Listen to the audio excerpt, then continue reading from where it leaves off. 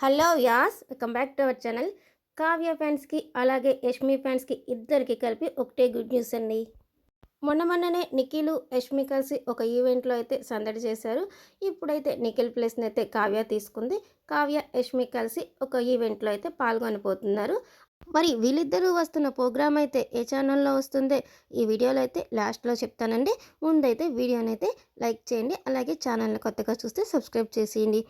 చాలామంది సెలబ్రిటీలు చాలా ఈవెంట్స్లో ప్రోగ్రామ్స్లో పాల్గొంటూ ఉంటారు, వస్తుంటారు, వెళ్తుంటారు. కానీ కావ్య యష్మి ఇద్దరూ కలిసి ఒకే షోలో పాల్గొనటం అయితే చాలామంది అయితే ఎప్పుడు ఉంటుందా అని వెయిట్ చేస్తూ ఉండే వాళ్ళు కూడా ఉండుంటారు. మరి అదైతే త్వరలో అయితే జరగబోతుంది. మరి ఈ ఈవెంట్లో వాళ్ళిద్దరైతే చక్కగా మాట్లాడుకుంటారా, ఎంటర్టైన్ చేస్తూ ఎంజాయ్ చేస్తారని చూడాలి మరి. మరి కావ్య యష్మి కలిసి వస్తున్న ఆ ఛానల్ ఏంటంటే జీ తెలుగు ఛానల్. మరి ఈ జీ తెలుగు ఛానల్లో వచ్చే ఈవెంట్లో అయితే కావ్య యష్మి అయితే కలిసి అయితే రాబోతున్నారంట. అలాగే కావ్య అయితే దసరా వస్తుంది కదండి, ఇంకా బతుకమ్మ సంబరాలు అయితే మొదలవుతాయి కదా, అలాంటి ఈవెంట్లో కూడా కావ్య అయితే పాల్గొనబోతుందంట.